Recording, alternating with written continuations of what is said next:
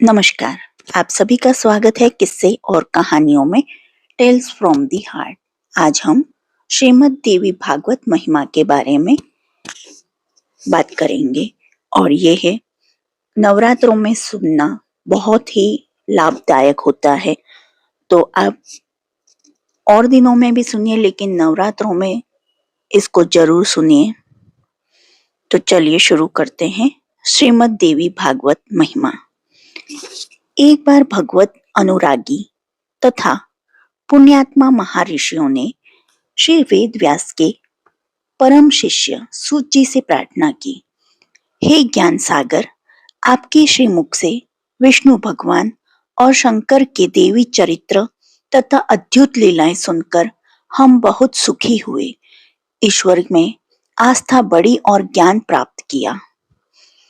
अब कृपा कर मानव जाति को समस्त सुखों को उपलब्ध कराने वाले, आत्मिक शक्ति देने वाले तथा भोग और मोक्ष प्रदान कराने वाले पवित्रम पुराण आख्यान सुनाकर अनुग्रहित कीजिए। ज्ञानेच्छु और विनम्र महात्माओं की निष्कपट अभिलाषा जानकर महामुनि सूत जी ने अनुग्रह स्वीकार किया। उन्होंने कहा, जन कल्याण की लालसा से अपनी बड़ी सुंदर इच्छा प्रकट की। मैं आप लोगों को उसे सुनाता हूँ। यह सच है कि श्रीमद् देवी भागवत पुराण सभी शास्त्रों तथा धार्मिक ग्रंथों में महान है। इसके सामने बड़े बड़े तीर्थ और व्रत नगण्य हैं। इस पुराण के सुनने से पाप सूखे वन की भांति जलकर नष्ट हो जाते हैं, जिससे मनुष्य को शोक, क्लेश, दुख आदि नहीं भोगने पड़ते। जिस प्रकार सूर्य के प्रकाश के सामने अंधकार छट जाता है, उसी प्रकार भागवत पुराण के श्रवण से मनुष्य के सभी कष्ट, व्याधियां और संकोच समाप्त हो जाते हैं। महात्माओं ने सूत जी से भागवत पुराण के संबंध में ये जिज्ञासाएं रखी। एक, पवित्र श्रीमद् देवी भागवत पुराण का आविर्भाव कब हुआ? इसके पठन पाठन का समय क्या है? इसके श्रवण पठन से किन किन कामनाओं की पूर्ति होती है? सर्वप्रथम इसका श्रवण किसने किया? इसके पारायण की विधि क्या है? श्रीमद् भागवत देवी पुराण का आविर्भाव। महर्षि पराशर और देवी सत्यवती के संयोग से श्री नारायण के अंशावतार देव व्यास जी का जन्म हुआ। व्यास जी ने अपने समय और समाज की स्थिति पहचानते हुए वेदों को 4 भागों में विभक्त किया और अपने 4 पटु शिष्यों को उनका बोध कराया। इसके पश्चात वेदाध्ययन के अधिकार से वंचित नर नारियों या मंदबुद्धियों के कल्याण के लिए 18 पुराणों की रचना की, ताकि वे भी धर्म पालन में समर्थ हो सके। सूत जी ने कहा, महात्मन, गुरु जी के आदेशानुसार 17 पुराणों के प्रसार एवं प्रचार का दायित्व मुझ पर आया, किंतु भोग और मोक्ष दाता भागवत पुराण स्वयं गुरु जी ने जन्मेजय को सुनाया। आप जानते हैं, जन्मेजय के पिता राजा परीक्षित को तक्षक सर्प ने डस लिया था और राजा ने अपनी आत्मा के कल्याण के लिए श्रीमद् देवी भागवत पुराण का श्रवण किया था। राजा ने 9 दिन तक निरंतर लोक माता भगवती दुर्गा की पूजा आराधना की तथा मुनि वेदव्यास के मुख से लोक माता की महिमा से पूर्ण भागवत पुराण का श्रवण किया। इसके फलस्वरूप माँ ने उन्हें दर्शन दिए। अपने पूज्य पिता की सद्गति को देखकर जहाँ राजा जन्मेजय प्रसन्न हुए, वहां उन्होंने श्री वेदव्यास से पुराणों में श्रेष्ठ और धर्म, अर्थ, काम एवं मोक्ष प्रदान करने वाले श्रीमद् देवी भागवत पुराण को सुनाने की विनती की। पारायण का उपयुक्त समय। सूत जी बोले, देवी भागवत की कथा श्रवण से भक्तों और श्रद्धालुओं को रिद्धि सिद्धि की प्राप्ति होती है। मात्र क्षण भर के कथा श्रवण से भी देवी के भक्तों को कभी कष्ट नहीं होता। सभी तीर्थों और व्रतों का फल देवी भागवत के एक बार के श्रवण मात्र से प्राप्त हो जाता है। सतयुग, त्रेता तथा द्वापर में तो मनुष्य के लिए अनेक धर्म कर्म हैं, किंतु कलयुग में तो पुराण सुनने के अतिरिक्त कोई अन्य धार्मिक आचरण नहीं है। कलयुग के धर्म कर्महीन तथा आचारहीन मनुष्य तो कल्याण के लिए ही श्री व्यास जी ने पुराण अमृत की सृष्टि की थी। देवी पुराण के श्रवण के लिए यों तो सभी समय फलदायी हैं, किंतु फिर भी अश्विन, चैत्र, मार्गशीर्ष तथा आषाढ़ मासों एवं दोनों नवरात्रों के पुराण के श्रवण से विशेष पुण्य होता है। वास्तव में यह पुराण नववाहन यज्ञ है, जो सभी पुण्य कर्मों में सर्वोपरि एवं निश्चित फलदायक है। इस नवाहन यज्ञ से छली, मूर्ख, अमित्र, वेद विमुख, निंदक, चोर, व्याभिचारी, उठाईगिर, मिथ्याचारी, गोदेवता, ब्राह्मण निंदक तथा गुरुद्वेषी जैसे भयानक पापी शुद्ध और पाप रहित हो जाते हैं। बड़े बड़े व्रतों, तीर्थ यात्राओं, बृहत यज्ञों तथा तपों से भी यह पुण्य फल प्राप्त नहीं होता, जो श्रीमद् देवी भागवत पुराण के नववाहन पारायण से प्राप्त होता है। तथा न गंगा, न गया, न काशी, न नैमिषम, न मथुरा, न पुष्करम, पुनाति सद्य बद्रीवनम नो, यथा ही देवी मख एषा विप्रा। गंगा, गया, काशी, नैमिषारण्य, मथुरा, पुष्कर और बद्रीवन आदि तीर्थों की यात्रा से भी वह फल प्राप्त नहीं होता, जो नववाहन पारायण रूप देवी भागवत श्रवण यज्ञ से प्राप्त होता है। सूत जी के अनुसार अश्विन मास के शुक्ल पक्ष की अष्टमी को स्वर्ण सिंहासन पर श्रीमद् भागवत की प्रतिष्ठा कराकर ब्राह्मण को देने वाला देवी के परम पद को प्राप्त कर लेता है। इस पुराण की महिमा इतनी महान है कि नियम पूर्वक एकाध श्लोक का पारायण करने वाला भक्त भी माँ भगवती की कृपा प्राप्त कर लेता है। देवी पुराण की महिमा। देवी पुराण के पढ़ने एवं सुनने से भयंकर रोग, अतिवृष्टि, अनावृष्टि, भूत प्रेत बाधा, कष्ट योग और दूसरे अधिभौतिक, अधिदैविक तथा अधिदैहिक कष्टों का निवारण हो जाता है। सूत जी ने इसके लिए एक कथा का उल्लेख करते हुए कहा, वसुदेव जी द्वारा देवी भागवत पुराण के पारायण का फल ही था कि प्रसेनजित को ढूंढने गए श्री कृष्ण संकट से मुक्त होकर सकुशल घर लौट आए थे। इस पुराण के श्रवण से दरिद्र, धनी, रोगी, निरोगी तथा पुत्रहीन स्त्री पुत्रवती हो जाती है। ब्राह्मण, क्षत्रिय, वैश्य तथा शूद्र चतुर्वर्णों के व्यक्तियों द्वारा समान रूप से पठनीय एवं श्रवण योग्य यह पुराण आयु, विद्या, बल, धन, यश तथा प्रतिष्ठा देने वाला अनुपम ग्रंथ है। ऐतिहासिकता एवं प्राचीनता। वसुदेव नारद संवाद श्री कृष्ण प्रसेनजित कथा। श्री कृष्ण प्रसेनजित को ढूंढने के प्रयास में खो गए थे, जो श्री देवी भगवती के आशीर्वाद से सकुशल लौट आए। यह वृत्तांत महर्षियों की इच्छा से विस्तार से सुनाते हुए श्री सूत जी कहने लगे, सज्जनों, बहुत पहले द्वारकापुरी में भोजवंशी राजा शत्राजीत रहता था। सूर्य की भक्ति आराधना के बल पर उसने श्यमंतक नाम की अत्यंत चमकदार मणि प्राप्त की। मणि की कांति से राजा स्वयं सूर्य जैसा प्रभामंडित हो जाता था। इस भ्रम में जब यादवों ने श्री कृष्ण से भगवान सूर्य के आगमन की बात कही, तब अंतर्यामी कृष्ण ने यादवों की शंका का निवारण करते हुए कहा कि आने वाले महानुभाव श्यमंतक मणिधारी राजा शत्राजीत हैं, सूर्य नहीं। श्यमंतक मणि का गुण था कि उसके धारण करने वाला प्रतिदिन 8 किलो स्वर्ण प्राप्त करेगा। उस प्रदेश में किसी भी प्रकार की मानवीय या दैवीय विपत्ति का कोई चिन्ह तक नहीं था। स्वयंतक मणि प्राप्त करने की इच्छा स्वयं कृष्ण ने भी की, लेकिन सत्राजित ने अस्वीकार कर दिया। एक बार सत्राजित का भाई प्रसेनजित उस मणि को धारण करके घोड़े पर चढ़कर शिकार को गया तो एक सिंह ने उसे मार डाला। संयोग से जामवंत नामक रीछ ने सिंह को ही मार डाला और वह मणि लेकर अपनी गुफा में आ गया। जामवंत की बेटी मणि को खिलौना समझकर खेलने लगी।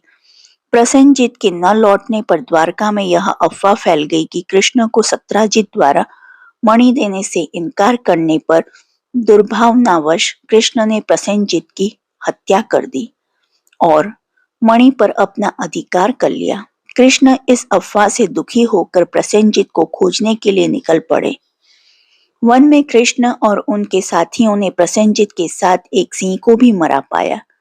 उन्हें वहां रीछ के पैरों के निशानों के संकेत भी मिले जो भीतर गुफा में प्रवेश के सूचक थे। इससे कृष्ण ने सिंह को मारने तथा मणि की रीछ के पास होने का अनुमान लगाया।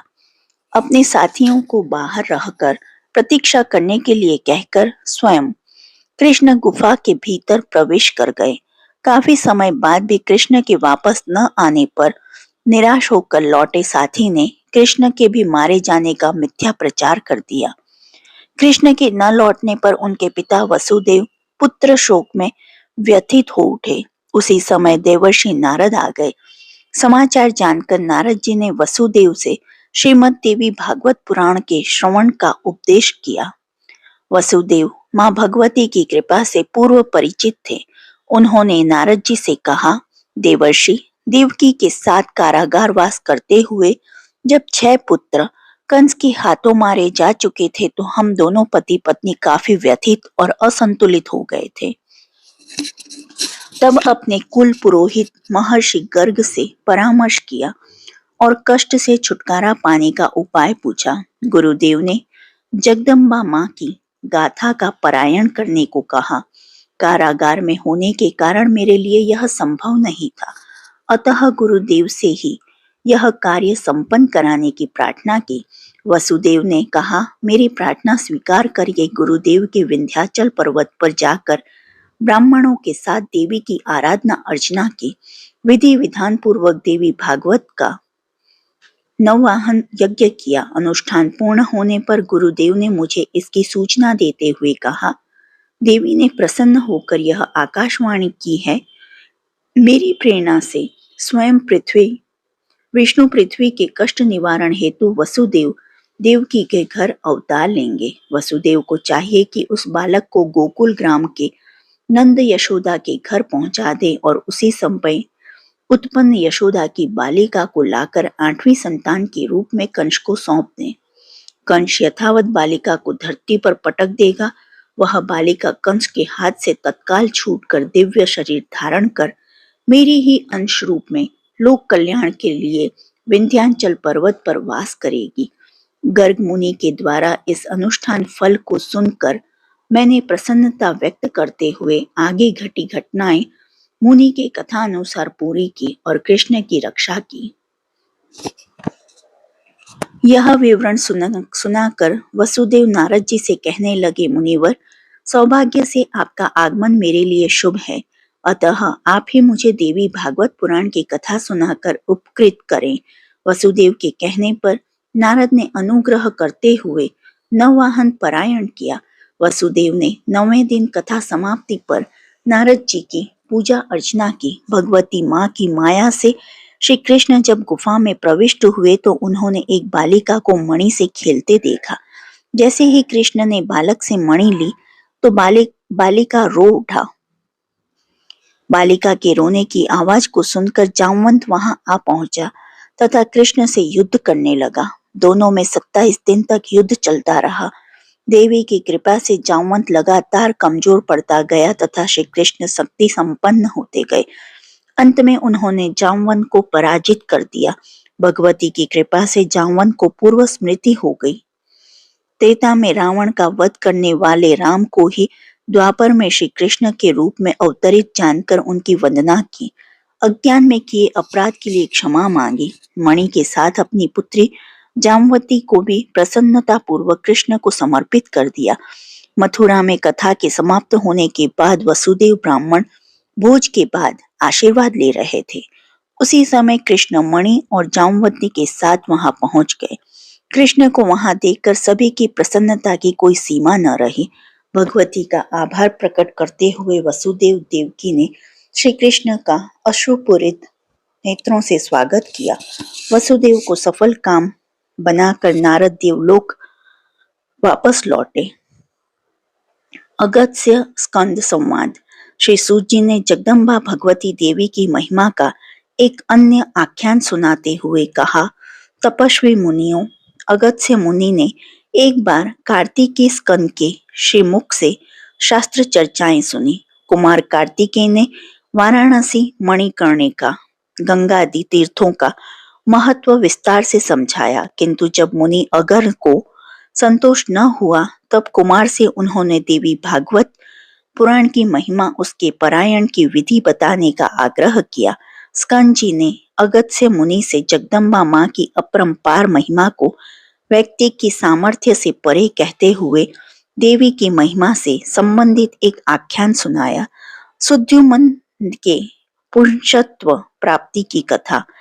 विवस्वान के पुत्र श्राद्धदेव निसंतान थे। श्राद्धदेव ने मुनि वशिष्ठ के परामर्श से पुत्रेष्टि यज्ञ किया। यज्ञ करते हुए पुत्र की प्राप्ति के लिए प्रार्थना करते समय उनके मुख से पुत्रोदयताम के स्थान पर पुत्रीदयताम निकल गया, जिसके फलस्वरूप श्राद्धदेव के घर इला नामक कन्या के ने जन्म लिया।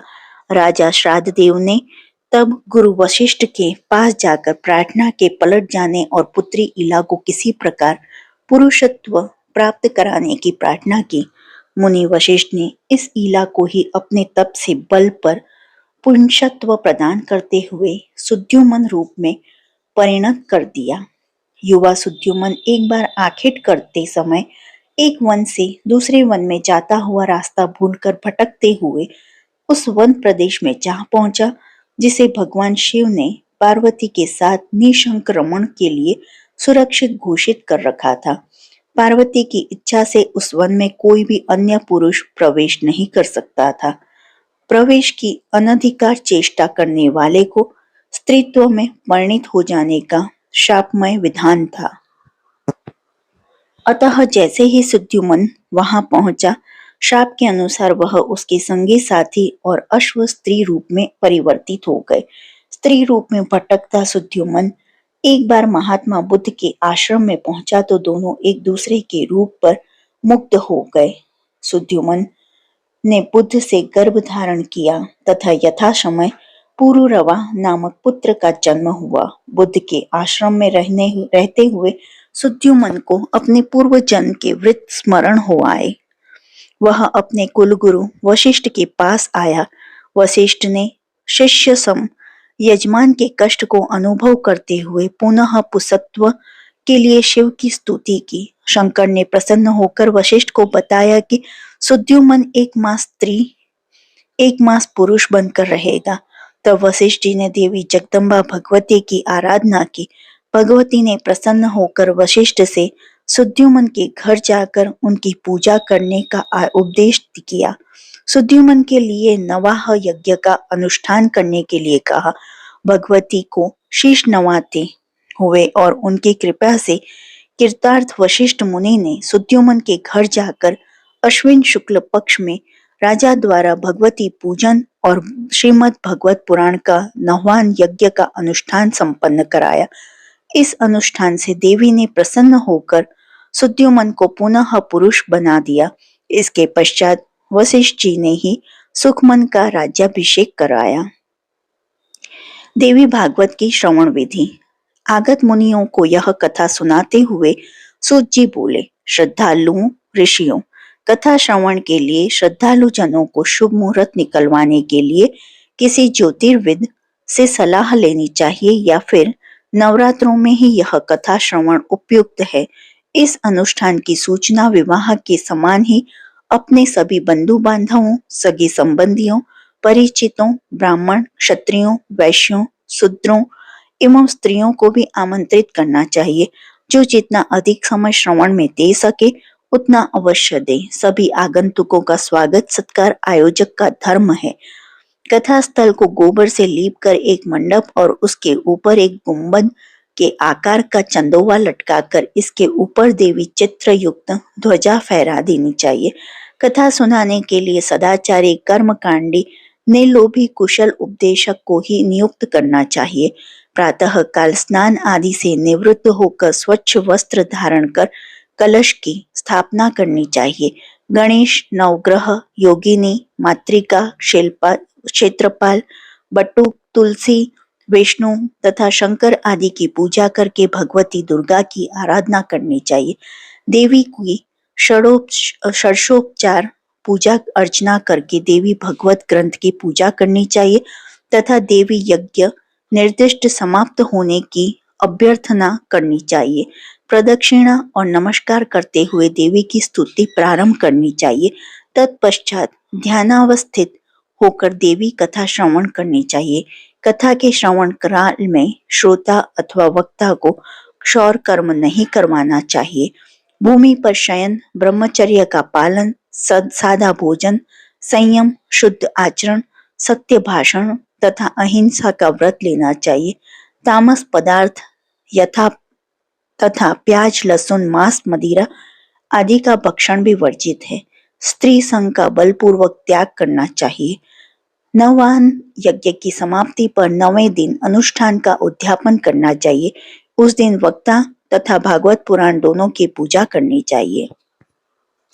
ब्राह्मण तथा कुमारिकाओं को भोजन एवं दक्षिणा देकर तृप्त करना चाहिए। गायत्री मंत्र से होम करके स्वर्ण मंजूषा पर अधिष्ठित भागवत पुराण वक्ता ब्राह्मण को दान में देते हुए दक्षिणा आदि से संतुष्ट करते हुए उसे विदा करना चाहिए। पूर्वोक्त विधि विधान से निष्काम भाव से पारायण करने वाला श्रोता श्रद्धालु मोक्ष पद को और सकाम भाव से पारायण करने वाला अपने अभिष्ट को प्राप्त करता है। कथा श्रवण के समय किसी भी प्रकार का वार्तालाप, ध्यान भग्नता, आसन बदलने, ऊँघने या अश्रद्धा से बड़ी भारी हानि हो सकती है, अतः ऐसा नहीं करना चाहिए। सूत जी महाराज ने कहा, 18 पुराणों में देवी भागवत पुराण उसी प्रकार सर्वोत्तम है जिस प्रकार नदियों में गंगा, देवों में शंकर, काव्यों में रामायण, प्रकाश स्रोत में सूर्य, शीतलता और आहट में चंद्रमा, क्षमाशीलों में पृथ्वी, गंभीरता में सागर और मंत्रों में गायत्री आदि श्रेष्ठ है। यह पुराण श्रवण सब प्रकार के कष्टों का निवारण करके आत्म कल्याण करता है, अतः इसका पारायण सभी के लिए श्रेष्ठ एवं वरेण्य है।